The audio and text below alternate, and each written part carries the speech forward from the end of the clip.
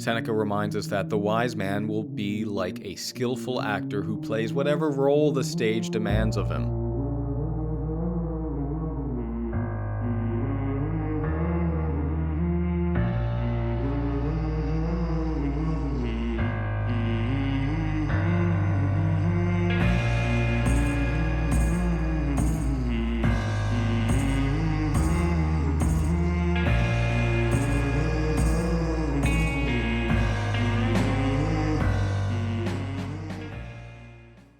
This episode will focus on George Orwell's book 1984. And I have an interesting dialogue I'm going to read you. But first, for those who haven't read this book, first of all, go read this book. It's incredible. It's a really good, interesting book that talks about how totalitarian regimes basically limit freedom, limit truth, and ultimately individuality. And so let me set the scene a little bit here. The World of 1984, and that's the title of the book. It's just 1984, 1984. It's a dystopian society where there's a totalitarian regime essentially who dictates what truth actually is. And so they go into the geography a little bit. There's Oceania, East Asia, and Eurasia, and that they're at war all the time with each other, yada, yada, yada. There's obviously a war that's always being discussed when you have something like totalitarian regimes. But what's really interesting about this book and how it relates to, I suppose, the Stoic lens is that the whole regime, the government, essentially, has found a way to falsify and define and update on a continual basis what truth is. And so if you read the book, you'll know that there's a ministry of truth which falsifies records. And this is really easy to put together in our world today. Imagine a news article is released on the internet and it says the Trump government, the liberal, the ex-government of the US or of Canada, whatever, has predicted that crime rates will go from, 10 to 9 within the next year based on what the government is doing. And then a year goes by, and it actually turns out that the crime increased up to 11. That's the objective truth. Crime went up, not down. Well, in 1984, the government would take all of the old copies of that news article, any physical copies, they'd round them all up, they'd go online, they'd destroy the old records, and they'd change it so that 1 year ago from today, say, the government actually said, we want to change the crime record from 12 to 11. And by doing so, they're essentially rewriting history on a continual basis. They are essentially challenging freedom and ultimately truth. And so you can imagine the mind games, the psychological mind games this would play on you as a person. You go on a website, you read some news, and then a year later you look back and it's changed, and you feel like you remember something's different about this. You feel like it just doesn't seem right, but yet there it is. There's the article, and you can't find any evidence of the contrary. And in 1984, they are so totalitarian that they actually have what they call telescreens in everyone's house, which is essentially a camera and a telescreen and a speaker, and they make announcements. It's basically a news channel, but they use it to spy on their citizens. So the members of the party, the political party, they might be sitting at their desk and they know that there's a camera and they know that they might not be being watched right now, but that there's the chance that they're being watched. So much to the point where the main character, Winston, is even afraid of his facial expressions because he's afraid it's going to give away that he's not loyal to the party. And so I want you to really imagine that. I want you to really imagine what it would be like to be in your own home. You're not allowed to speak truth. You're not allowed to say Trump is an idiot or Justin Trudeau is an idiot. You're not allowed to say any of those things. not only are you not allowed to say those things, you are not allowed, or you don't feel like you can even show a facial expression. You can't even think those things. And in fact, in 1984, they have something called thought crime. And yes, that's exactly what you think it is. It means you are thinking something that's against the political party. So if, let's say, Trump announced something, let's bring it to modern world. Trump announced something and the telescreen saw you in your home make an expression that wasn't pleased with Trump's position, you might get a little knock on the door and you might be seized. And they actually called this in the book being vaporized. You would just disappear from history. So if you did anything against the political party, you could be put in prison, you could be put in work camps. You could also just be vaporized. And all records of you having ever existed is gone.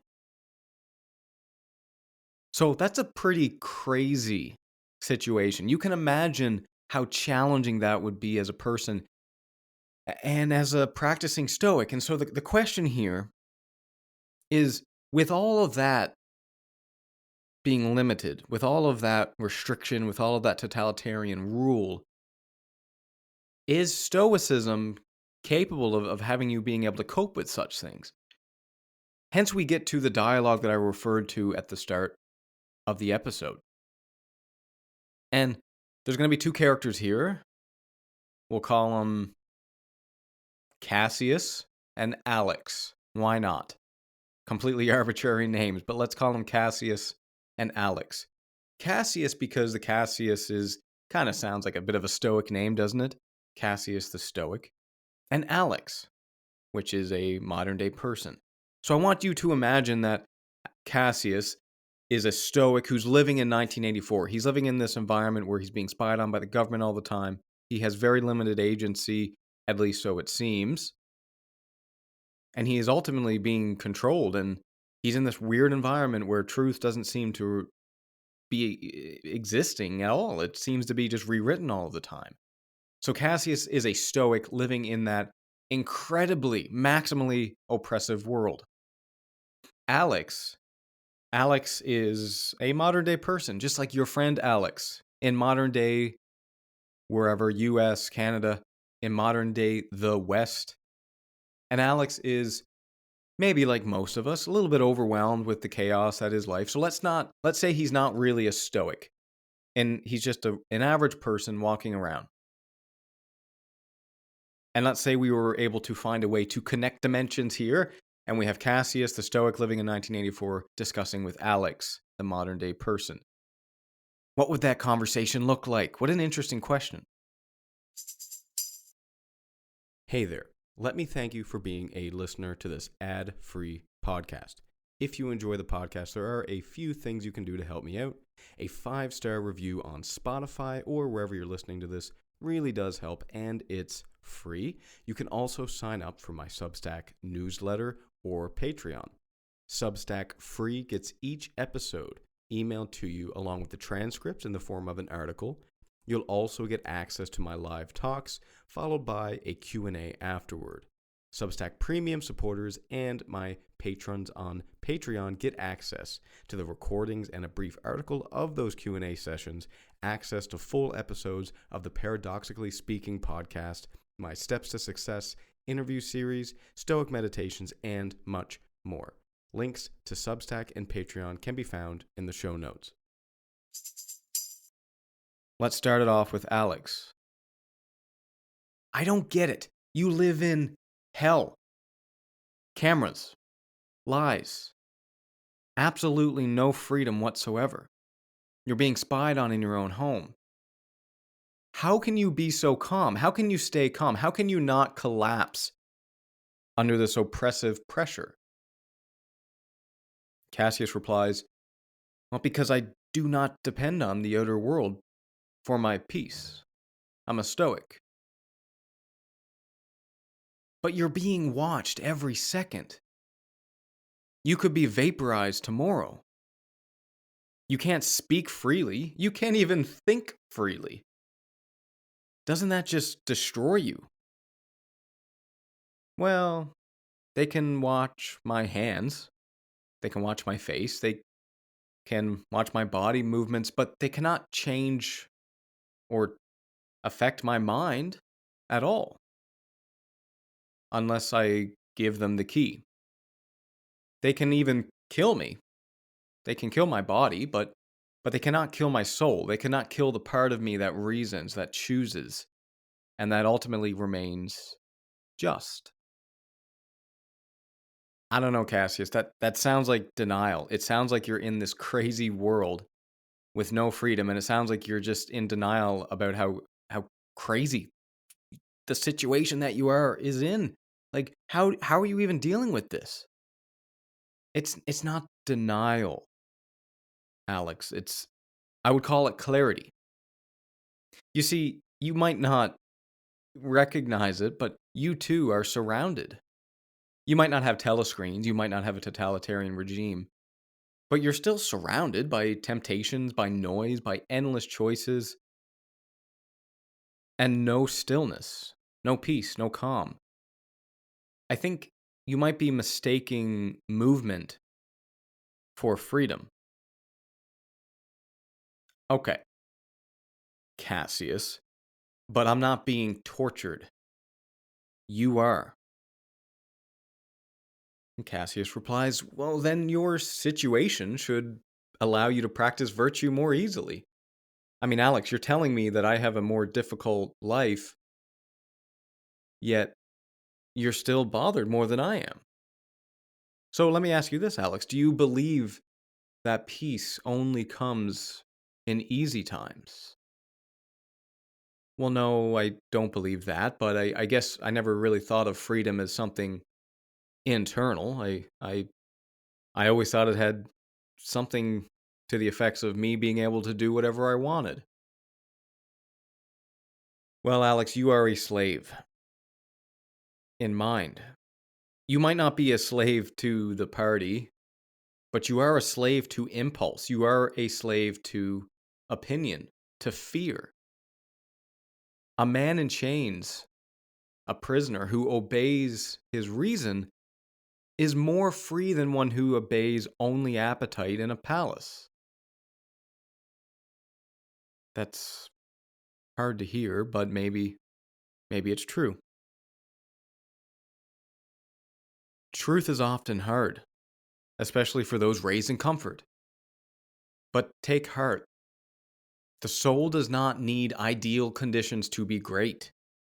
Even here in this ruined world, I can be honest. I can be brave. I can be just. I can be disciplined. I can do what is right, even when it costs me. But Cassius, what if they break you? What if they torture you? What if they break your soul like they did to Winston, like they do to everyone else in your party? Then let my body break. Let them claim victory over my flesh. But if I choose my response wisely until the very end, until I've lost sanity, then they have not truly won. They have only shown that I held a virtue in a world that no longer recognizes it. And that, my friend, is defiance at its purest. You know what, Cassius? You're not what I expected at all. When I was told I was going to be talking to a person that lives in 1984 in this dystopian society, I expected someone that was bitter, that was resentful. How can you stay so whole? Because I do not place my happiness in things they can take from me. I live by this statement: do what is right, let the rest come as it will. Let the rest come as it will. Well, maybe, Cassius, maybe I can actually find my peace there too. You always could, and you always can find your peace there. End of dialogue. I hope that wasn't too weird for you. I hope you enjoyed that. I thought it might be an interesting way of portraying some Stoic ideas. But it really begs the question to hit this episode home, let's go through a couple bullet points here. What would a Stoic do if they were living in that world, that 1984 dystopian world? If a Stoic was living in that 1984 environment, they would face one of the ultimate tests of philosophy. How do I preserve my virtue, my reason, in a world that is designed to destroy both? Here's how a Stoic might live under such conditions. Well, they would protect their inner freedom at all costs. Any Stoic knows that virtue is the only good, not a good, the only good, and that no external force, not even the bloody thought police, can take away their ability to think rightly unless they surrender it. Remember, Epictetus says, "No man is free who is not master of himself." They would live with the understanding that their mind is their own, even if their body is imprisoned or tortured. Their commitment would be to live in accordance with reason, with nature, even silently if it was dangerous to speak. They would accept external reality without complaint. Imagine living in 1984 and not complaining. Epictetus says, "Don't demand that things happen as you wish, but wish that they happen as they do, and you will go on well."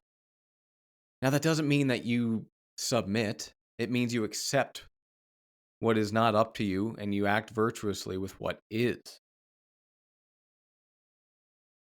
They would practice virtue in quiet, subtle ways. They wouldn't be openly rebellious. That would be unwise. But a Stoic would focus on being just, wise, disciplined, courageous in ways that don't attract the attention of, let's say, this totalitarian government. Maybe they'd speak a kind word in a grim place where people are suffering. Maybe they quietly record truths in a little journal and hide it away for the future generations. Maybe they'd help others stay sane through friendship, of course, while keeping detachment in place. Seneca reminds us that the wise man will be like a skillful actor who plays whatever role the stage demands of him. God, what a quote. They would also prepare to suffer with dignity. I alluded to it earlier, but in 1984, Winston was physically tortured. Remember a line actually from Epicurus, not a Stoic, but a very Stoic line. Epicurus said, "The greater the difficulty, the more glory in surmounting it." They take it as a challenge of fortitude. And finally, a really important point is that they would avoid hatred and despair. They would avoid toxicity. They would avoid bitterness. Even in a regime designed to kill love, the one thing that keeps us human. The one that you talk about what a Stoic does. A Stoic loves. A Stoic would resist hatred and bitterness for the party, for people who betray them to the party. They'd recognize that everyone, even the agents of the party, are acting out of ignorance or fear, not from true evil. Remember that Marcus Aurelius says, "Whenever you are about to find fault with someone, ask yourself the following question: what fault of mine most nearly resembles the one I am about to criticize?" Remember that we're all human beings. We all make mistakes. We all suffer. We all struggle with strength, with fortitude, with virtue. The last point I want to hit home here is that, and I don't mean this too dramatically, so take this with a grain of salt, but we are all living in some version of 1984. No, we don't have helicopters spying into our windows. We don't have, most of us, a government that will show up at our door and vaporize us and change history. We don't have any of that. But ultimately, we have a world where virtue is not always rewarded. We live in a world where it is difficult sometimes to speak truth. And that's what 1984 is trying to reflect, that you have to be mindful of the world around you, and really the impact, not from a Stoic perspective, but the external impact and how difficult things can become if we are unwilling to be virtuous, if we're unwilling to speak truth, to be noble. Maybe, just maybe, if there were enough Stoics in the world, maybe 1984, that society would never have even happened. So we all live in some version of 1984. We all live in a world in which we have to preserve our inner freedom. We have to act with virtue, sometimes in secret, sometimes in silence, because the consequences are too dire. We live in a world where we have to accept external circumstances without complaint. We have to endure pain with dignity. And we have to avoid hatred, even towards oppressors, even towards rude people we meet, even towards people who are malevolent towards us, who want to tear us down. It's unlikely that a Stoic living in 1984 would remain unscathed, but they could still remain whole. They would still remain a living protest against a world that denies human dignity. And make no mistake that we all live in some version, big or small, of that world.